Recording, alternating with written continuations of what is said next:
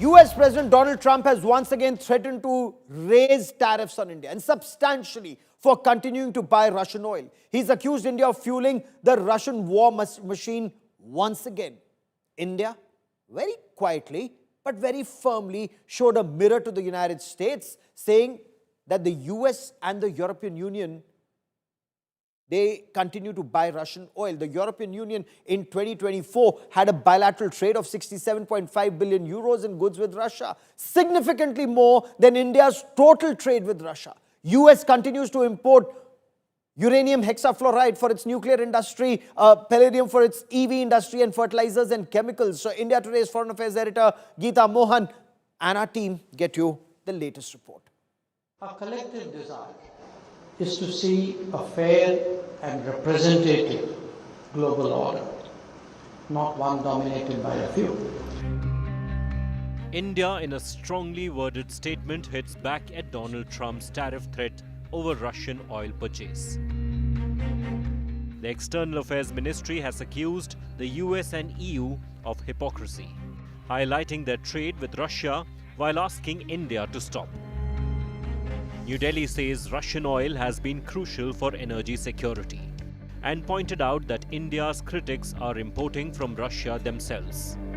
The MEA detailed that the EU's 2024 trade with Russia hit 67.5 billion euros in goods and 17.2 billion euros in services, which is much higher than India's. Calling out Trump's doublespeak, the MEA pointed out that US continues importing Russian uranium, palladium, fertilizers, chemicals, despite the rhetoric. Calling the targeting of Indian imports from Russia unjustified, India clearly stated that it will prioritize its national interests. When India began ramping up its purchase of Russian crude in 2022, it wasn't under sanctions. In fact, US officials urged India to stabilize global prices. Actually, they bought Russian oil because we wanted somebody to buy Russian oil at a price cap. That was not a violation or anything. It was actually the design of the policy, because as a commodity, we didn't want oil prices going up, and they fulfilled that. Despite India's clear message, Trump once again warned that he will raise tariffs on India soon over Russian oil. Kremlin, meanwhile, has come out swinging in India's support, saying that sovereign countries have the right to choose their own trading partners. We hear many statements that are in fact threats, attempts to force countries to cut trade relations with Russia. We do not consider such statements to be legal. We believe that sovereign countries should have and do have the right to choose their own trading partners, partners for trade and economic cooperation, and to choose for themselves the forms of trade and economic cooperation that are in the interests of a particular country.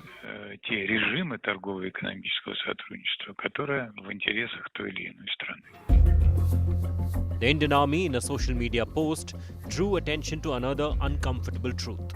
The US has for decades armed Pakistan. The post on the 1971 war points out that American military aid to Islamabad goes back to 1954 and had crossed over $2 billion by 1971. This after US President Trump threatened he will substantially raise the tariff imposed on India from the 25%, accusing New Delhi of funding Russian war against Ukraine.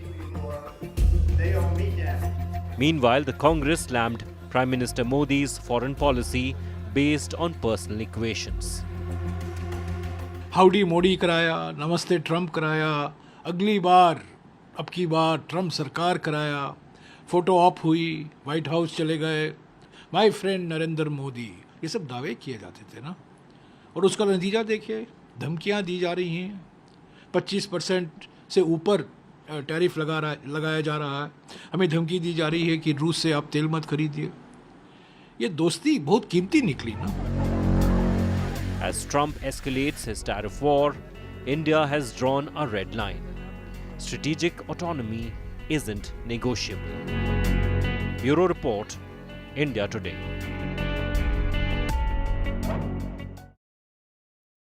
So, what explains this comprehensive strategic partnership, which at one point of time was described as the partnership between the largest and the oldest democracies in the world for greater global good, suddenly going south and going south so rapidly?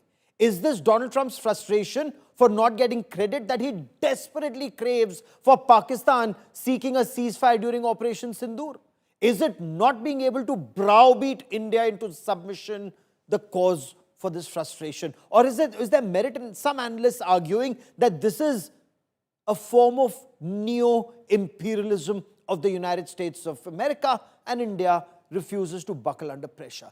Let's bring in the finest panel of experts and analysts joining us on this India First special broadcast. I want to begin by introducing S.C. Garg, former Finance and Economic Affairs Secretary, Government of India. In a moment, we will be joined by Raymond Vickery Jr., Senior Associate and Chair of India and Emerging Asian Economies, Professor Brahma Chilani, former advisor to India's National Security Council, one of the finest strategic voices. Joining us on this broadcast, Jayant Krishna is non-resident senior fellow at the Center for Strategic and International Studies. I want to begin by cutting across to India Today's to editor Business Today, Siddharth Zarabi, for the latest developments that are taking place. So, Siddharth, once again, Donald Trump has tried to up the ante. He says, oh, India is not listening to me. I will impose even more tariffs on India, even more penalties. What are you picking up? How does Government of India intend to respond? Absolutely, Gaurav, and this has broken a couple of hours ago. Donald Trump is raising the ante further beyond 25% tariffs plus an unspecified penalty. The US president did a phone with a US television network a couple of hours ago, and he said, and I'm quoting from the reports that have emerged just a little while ago, we settled on 25% for India, but I think I'm going to raise that substantially within the next 24 hours. So that's the headline news at this stage. Donald Trump is now raising the ante beyond what he said, 25% plus penalty. He is now threatening that 25% is going to be higher, and that too within the next 24 hours. Okay. There is no clarity on what that penalty would be. Is he going to combine it? But very clearly, Donald Trump raising the ante as far as this unreasonable, unjustified pressure, according to the Government of India and by all reasonable analysis, that the United States is trying to put on us. Now, Mr. Garg, what's your assessment of Trump's constant pressure on India?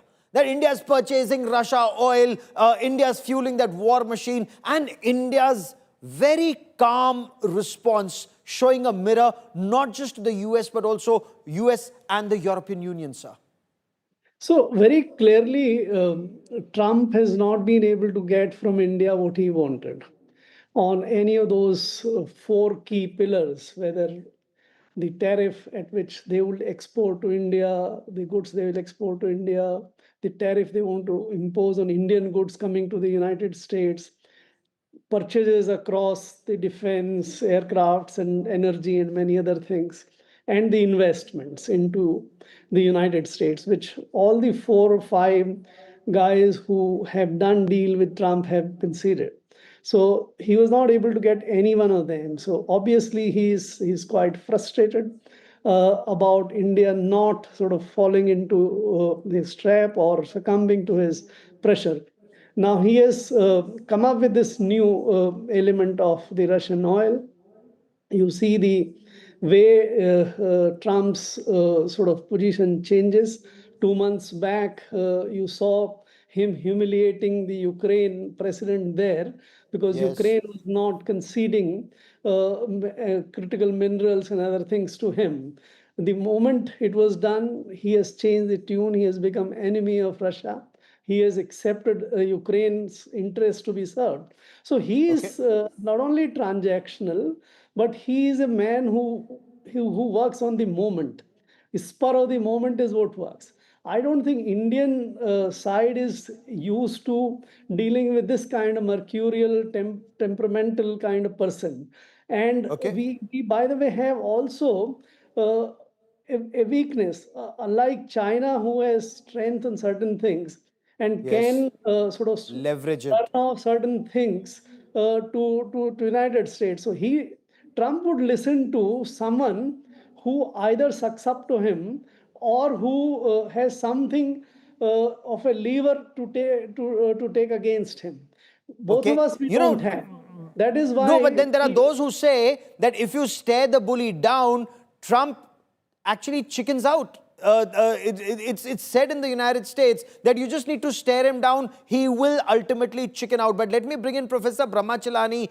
Is that only China specific? Because Professor Chilani, both India and the United States have invested so heavily in this relationship. They've invested quarter of a century since the Pokhran tests of 1998, the sanctions, whether it's the Vajpayee government or the Dr. Manmohan Singh government, whether it's then President Clinton or George Bush or Barack Obama, Narendra Modi, Joe Biden, Narendra Modi, Donald Trump first tenure, Narendra Modi, and from next step in strategic partnership to India being pivot to Asia. Is Trump throwing away that relationship carefully nurtured for over 25 years, sir?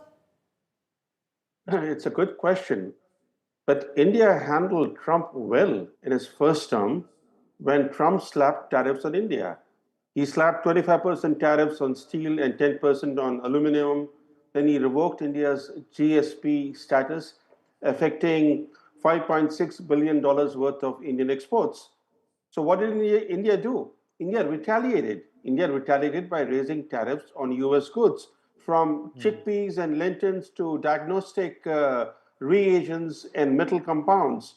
India then diversified suppliers, for example, sourcing apples from Iran and walnuts from Chile. The Indian retaliation had a sobering effect on Washington, and US exporters lobbied for tariff relief. That helped catalyze trade negotiations and eventual tariff rollback by both sides. The Indian counter tariffs were lifted only in September 2023, just ahead of the G20 summit in New Delhi, as part of a broader US-India trade resolution. It is now time for India to again re-embrace that earlier strategy, impose counter tariffs. Because if you deal with a bull in a china shop, you can't play nice with the bull. You have to be both tactful as well as punitive. You have to impose countermeasures. India must strategically target US exports that are both economically significant and politically sensitive to exert pressure on Trump's hardline tariff stance. He will come under pressure. He will come under pressure as he did in the first term. Okay. But does India have that kind of leverage? Because Mr. Garg seems to argue that China had that leverage with, rare earth minerals. India does not seem to have that kind of leverage. But Ambassador Sajjanhar, your appreciation. India appears to be standing very firm, refusing to buckle under pressure. Now, will this lead to what some of the American analysts argue is Trump's taco diplomacy, that Trump always chickens out? You need to stare the bully down. Professor Chilani says that's exactly what India needs to do. Well, thank you very much, Gaurav, for having me on the show. To my memory, what India did in Trump 1.0 was threaten that we are going to impose these tariffs on America, whether it was against GSP, whether it was against steel, aluminum, etc. We never ultimately implemented those tariffs. The threats remained. We kept on postponing. 6 months later, we are going to do it. So, we had that on the drawing board, but we never really went ahead with it. That is my recollection. The other thing is that as far as tariffs are concerned, the negotiations are going on. We are expecting a US team to come to India at the end of August. Let us continue with the negotiations. In any case, there are a large number of other areas where we are collaborating with the United States. I think that relationship is a strong relationship. And we've seen what happened, in February when Prime Minister Modi had gone, whether it is in the area of technology, whether it is in the area of defense, it is in the area of, critical emerging technologies, on geopolitics, etc. So I think that relationship we need to continue in terms Okay. of taking it forward. The last point, Gaurav, that I want to make here is, as far as Russian issue is concerned, it was never really an issue between the two countries. Now, what Absolutely. has really pushed back against Trump is that he wants to see an end to the Russia-China war. He's eyeing the Russia-Ukraine war. Nobel Peace Prize. And that is Yes. what he says, that I will increase the tariffs, and hopefully that will have a salutary impact upon Russia in terms of withdrawing as far as, or coming to the negotiating table No, as that far would as actually indicate very poor appreciation and understanding of the indeed, I situation. agree with you. Because I Jayant Krishna, okay, so you want to complete your point before I bring in Jayant Krishna? Ambassador No, Sajjan had 30 seconds. yes, I wanted to agree with you, Gaurav, that I think India's past track record should really bring it home to Trump that India is not going to wilt under pressure. India is going to stand Yes. firm. India is also a democracy, and India's capabilities and capacity, financial and otherwise, are much greater than they were in the past, when we were able to stand up against the United States in a very firm manner. Gaurav. I'll come to that 1971 and that Nixon-Kissinger era and the 7th Fleet coming into the Indian Ocean region in just about a moment. But Jayant Krishna, this is clearly much more than just about a trade deal. There are some analysts who've argued that this is some kind of neo-imperialism. The US does not want an honorable trade deal. It wants to beat countries into submission, including its allies, including a comprehensive strategic partner like India. Yes, Gaurav. So it's not just surprising, it is very shocking. President Trump is on record having said that we are almost there when it comes to US-India trade deal. The diplomats on both sides have been saying so. And when things were about to be signed, suddenly 2 days before the deadline, he announced this 25% tariff and plus penalty, since we buy crude oil as well as defense equipment from Russia.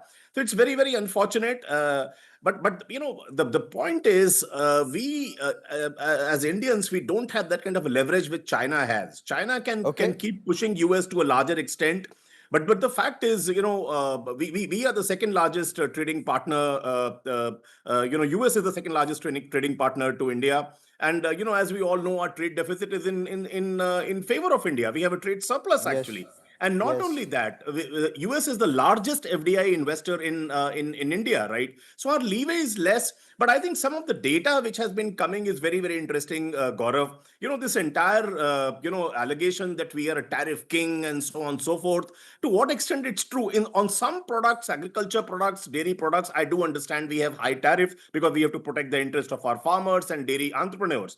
But if you look at all the weighted average tariff for all products in proportion of what the US exports to India is just about 4.6%. And a lot of products like machinery, like pharmaceuticals, like coal, oil, the products, they have very, very low duty. And no, but almost that is 45 conversation that takes place between friends and comprehensive partners. You discuss these things. The kind of language that Donald Trump is using is clearly indicating that there are other games at play. I have Raymond Vickery Jr. also joining me on the broadcast. Sir, welcome. Your appreciation. Now, Donald Trump appears unwilling to take on China, which in 2024 imported almost $63 billion worth, $62.6 billion worth of Russian oil. China is the largest buyer of Russian oil and not India. So he doesn't want to take on China. He wants to target India. Why is he doing this in your appreciation, sir? Well, thanks very much for having me. In my view, this tariff approach overall, this fortress America economically, that we can go it alone and we don't need to have trade relations, it'll all happen here in the United States, is exactly the wrong approach. President Trump thinks he's going to make some great deal. He has a view of himself as one of the great men of history, and that he can get together with Xi and solve these problems. It's a real estate developer's approach to international relations. It's exactly the wrong approach. I do not think he appreciates the necessity for siding with one of the great democracies in the world, India, as opposed to an authoritarian regime. He just thinks of it in a real estate developer's mindset that he can make a deal and that he will then ride off into the sunset with another triumph. Hopefully, what's going to happen here is that there are going to be saner heads that are going to prevail on both sides. That even within the Trump administration, Rubio and others who understand the importance of the U.S.-India relationship, and on the Indian side, that it will not become even more exacerbated for domestic political purposes and resort to the old-time religion, if you will, of estrangement from the West. And we can go it alone, and we don't need anybody else. That's not reality. India is not in the situation that it was in right after independence, where it needed protection, where it had to plot a third way in order to show independence. India is now proud and strong. It can make its own decisions, but it needs to make those decisions dispassionately and without the fault lines which have been in Indian politics for a long time. India has been doing that all along. If you notice, India has been very level-headed here, despite the grave provocations that come from Donald Trump. And stay with me for a moment, Shah, as I bring in Siddharth Zarabi once again, because there are analysts in the United States who've argued, and in writing, that whatever Donald Trump is doing is counterproductive. It's not helping the Americans. Additional tariffs, unless, of course, countries that are exporting to the United States agree to reduce their prices or their margins, which so far there is no indication that it's happening, Siddharth. This clearly means that the Americans will have to pay more, and it's not about the economy, is it? It's only about my way or highway. Is that Donald Trump's approach? Well, we really don't know what his approach is. And I want to add another fact. We started the show by saying that he's threatening to take 25% to God knows what level through his peculiar maths. He's also said that eventually tariffs on pharma products will go up to 250%. Now, India, remember, is the supplier of low-cost, affordable, generic medicines all over the world, and there are pharma exports separately to the United States. So it's very clear that one of the most obese nations in the world will get further hit by Trump's peculiar way of doing maths. But in response to your larger question, and I just want to bring in this element, Gaurav, because I get this sense that there is almost a public outcry that we should respond in kind to Trumpisms. I would disagree with that. Past history of dealing with an overbearing America, including during the period of sanctions after Pokhran, teaches us that this is the moment to look inward. It is the moment to fix what is perhaps needing some more impetus, more reforms looking within. at PLI for our export sectors, diversifying our export basket. And that's why, Gaurav, very important point, there is some criticism of some clauses in the India-UK trade deal.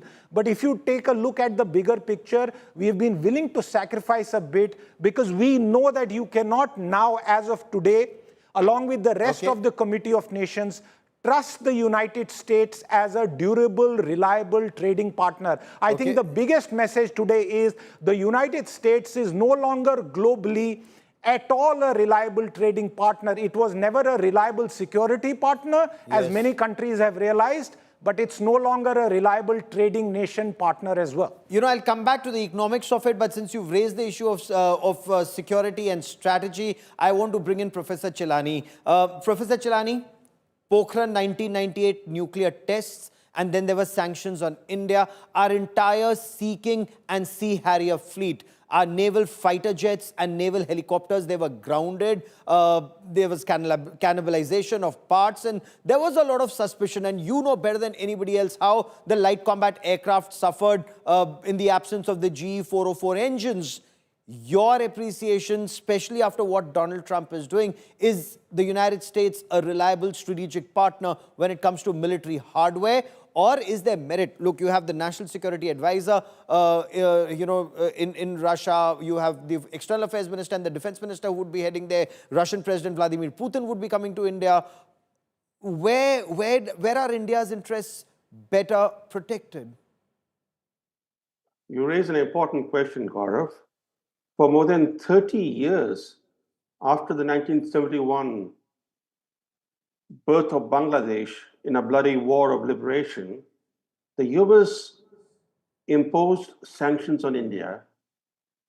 And in that same period of 3 decades, the US aided the rise of China, creating an expansionist monster on India's northern borders. And in the same period, the US kept arming Pakistan, trying to make it as a military counterweight to India. After 3 decades, the US-India relationship finally began to take off when President Clinton came to India in the year 2000. So successive governments for 25 years in Washington have invested in building a stronger relationship with India. Now Trump is threatening to sink that vital relationship. Operation Sindoor clearly revealed that the US is not a trustworthy strategic partner. And now Trump's scorched earth tariff policies are exposing the US as not a reliable economic partner. But it's important to note one development that often gets obscured. In April, soon after the Pahalgam massacre of civilians, Pakistan invested in the Trump family-controlled World Liberty Financial, the crypto firm. Pakistan made a major investment in that crypto company, and Trump's attitude towards Pakistan changed. There was a sea change in Pakistan, in Trump's attitude towards Pakistan.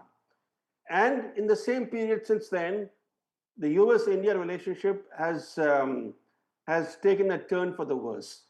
So something is going on, which you cannot explain rationally.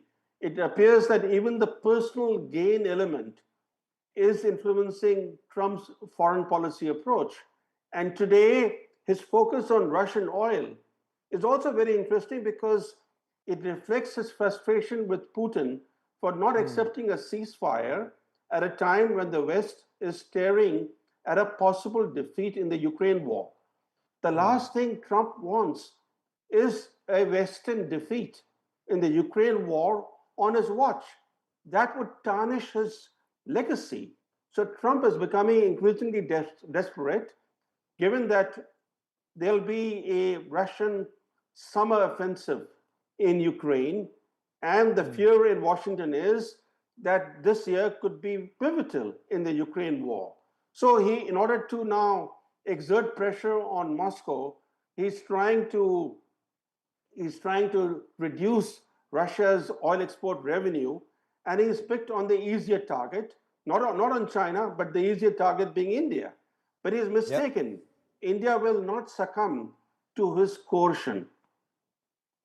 And that is something that perhaps Trump has seen already, but is this a game of brinkmanship? He's seeing who will blink first. Mr. Garg, former Foreign Secretary Shams Saran, he's clearly of the view that Donald Trump, one, he's turning out to be a nightmare for India, but he's warned against surrendering to Trump's exaggerated demands. He believes India should stand firm, like China and like Brazil. Just stand firm and Trump will chicken out. See, we have no option other than standing firm. That is very clear. See, until two things happen, it will not be in the interest of India, the problem will not be solved. One, we must make the distinction between Trump and the United States. I don't think we should be talking against United States while we are miffed with Trump. That distinction we must maintain. Whatever is happening at this point of time is because of Trump, not because of the United States. That distinction. Second thing, someday the rest of the world, including India, has to call out this bluff of tariffs. There is no real sting in tariff until the rest of the world starts competing with itself and starts surrendering. If the remaining countries just decide that whatever tariff you impose, we will not reduce our price by even $1. Yes. Let your tariffs create problems for yourself in your domestic constituency. If you want to buy rest of the world's good, pay the taxes, let your people pay the taxes. By the way, I don't know why we don't realize the United States cannot do without importing. It's not that's a matter of choice for the United States to import and keep the rest of the world happy. It is to meet the US domestic Yes. investment as well as consumption requirement. And therefore, if you cut the plug and stop exporting except at the price at which we have been doing, I think United States, or not United States, Trump will fall in line. Remember one thing, when he was trying to act very funnily with Canada and others. Canada is much weaker than China, but Yes. Canadians and others started sort of turning the tap off on the debt side.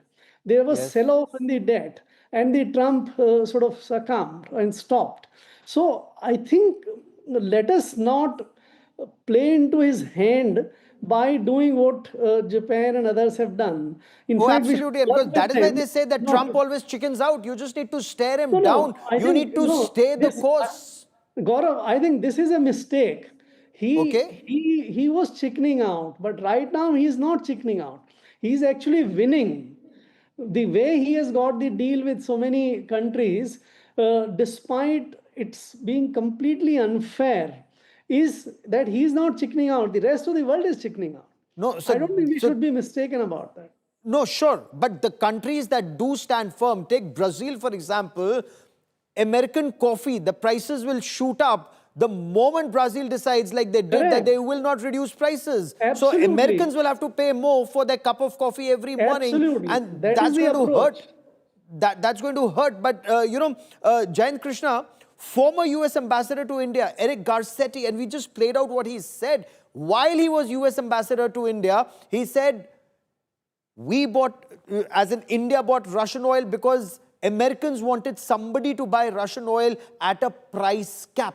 It was not a violation of anything. It was actually the design of the policy, because as a commodity, Americans did not want oil prices to go up, and India fulfilled that.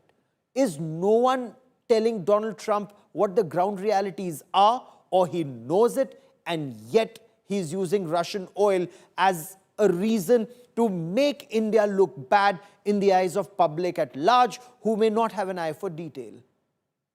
See, Gaurav, President Trump's behavior, unfortunately, depends on which side of the bed he gets up from. It changes every day. You're right. When, much before the Ukraine war started, when India started buying, crude oil from Russia, US is on record to have praised that India's intervention and commencement of large-scale buying of Russian oil has actually stabilized the global oil market. And a very, very good equilibrium of demand and supply. They've gone on record. So I think, and the fact is, today India buys from Russia not because it loves Russia. The fact is, Yes. nobody else supplies crude oil at such a low price as Russia does to India, right? And suppose India stops buying, would the US or any other country start giving oil to India at the same price at which we get from Russia? Or we should pass on the buy more expensive crude oil, refine it, and then sell it to our domestic consumers at a much premium and at a higher price. Why should Indian consumers pay the price? Or else, it's very, very His point is, of course, ridiculous, companies if in India government are absorbs it, profiting from it. Companies in India are profiting from it because they buy discounted oil and then sell it at a higher rate after refining it to the European Union, to the US, to other countries in the world. But, Raymond Vickery Jr., the last 30 seconds I have on this part of the show. Look at the ground realities. European Union's LNG imports from Russia reached a record 16.5 million tons. Its total trade in goods with Russia, 67.5 billion euros. Services worth 17.2 billion euros in 2023. All of this far exceeds India's total trade with Moscow. US continues to buy uranium hexafluoride for its nuclear industry. It continues to buy from Russia. Why this hypocrisy? Why these double standards? Well, this is vintage Trump. He thrives on chaos. He creates a problem. Then he solves the problem or ameliorates it and claims victory and claims that he's done something. This is not a tactic which is just limited to the US-India relationship. It's his tactic in attacking democracy in the United States. He's attacking the courts. He's attacking those who do labor statistics. This is the way in which the man has operated and is continuing to operate.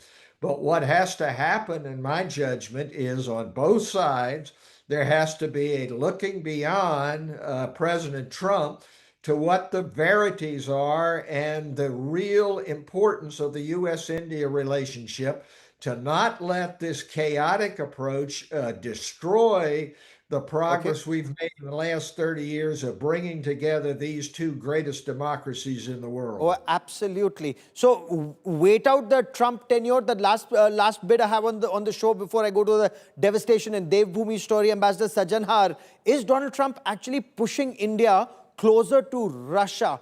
Is the writing on the wall that the US may not, or Trump may not be a reliable partner unless his administration, drums some sense into him?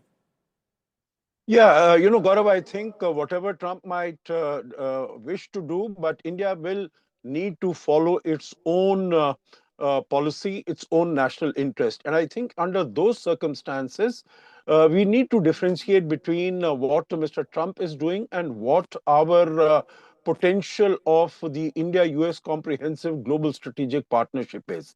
And that potential is huge. And that is what I said, we need to continue to work on that while dealing with Mr. Trump.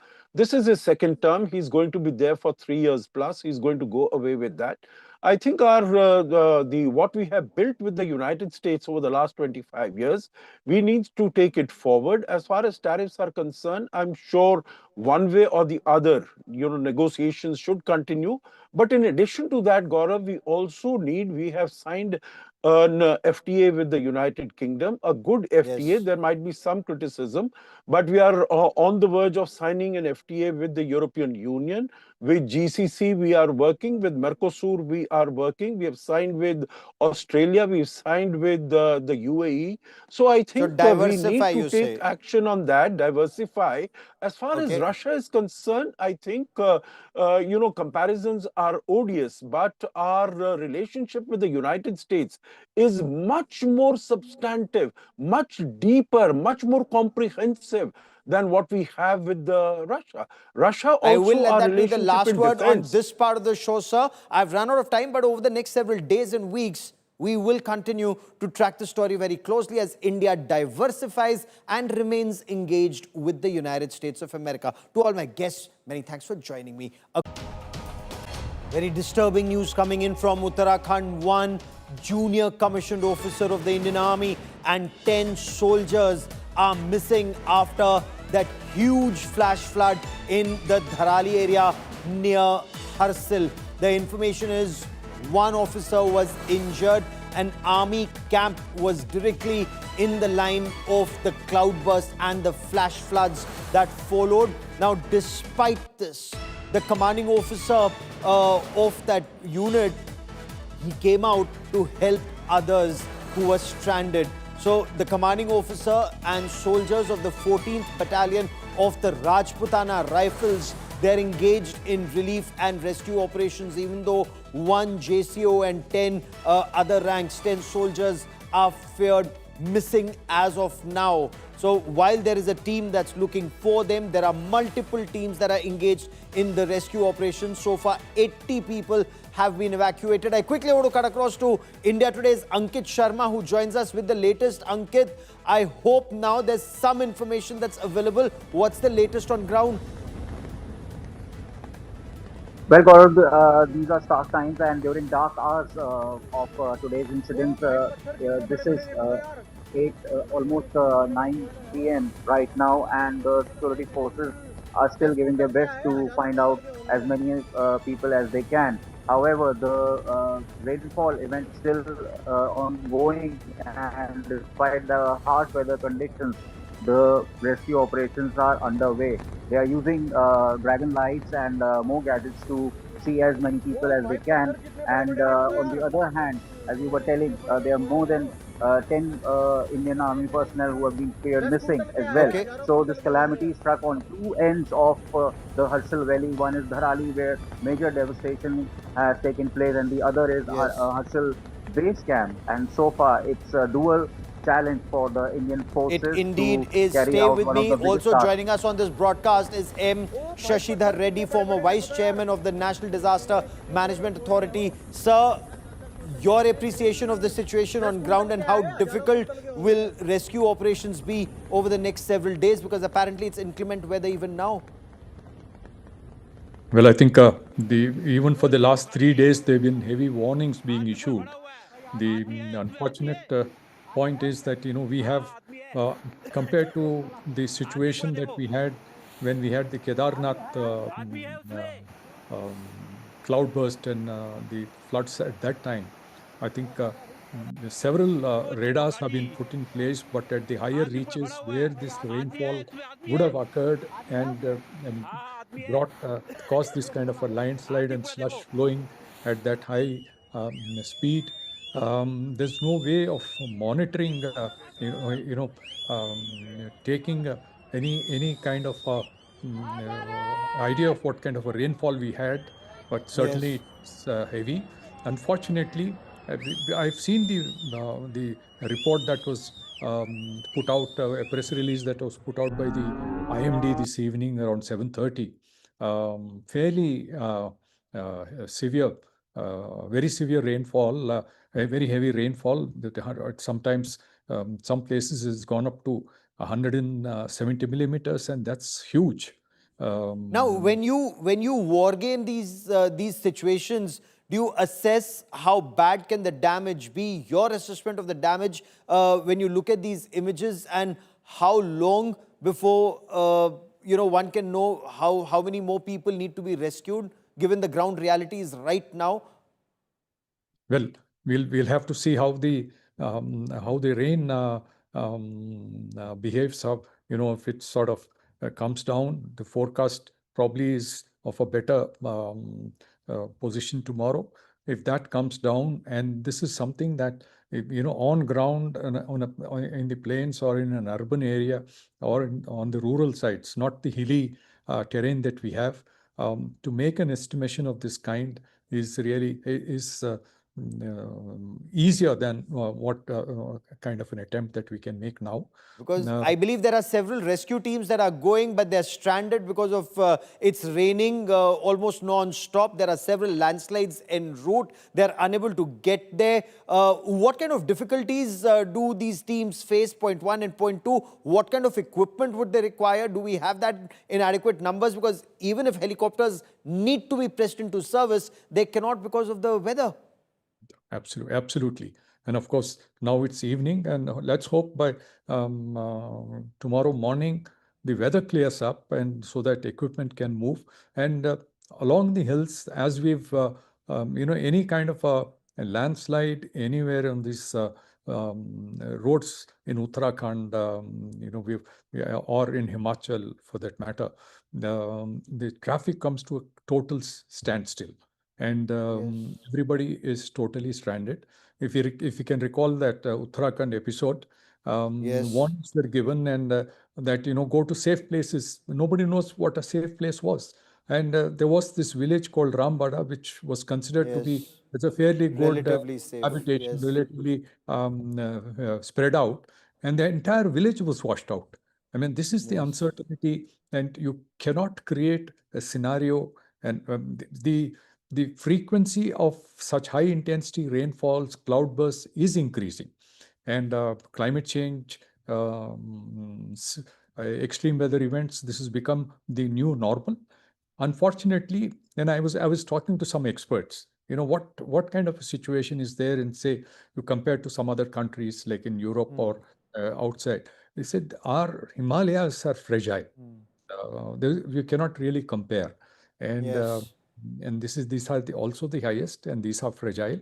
And we'll really have to give a serious thought on what kind of Relocating perhaps permanently parts of the population, as was contemplated after 2013 disaster at the Kedarnath Dham. We'll perhaps talk about this in the days ahead, sir. I've run out of time on this part of the show, but very, very disturbing images, and we really hope and pray lives can be saved. These security forces, the armed forces and the other teams are on ground, and we're getting you a 24/7 update on that story. That is all I have for you on India First this evening. Many thanks for watching.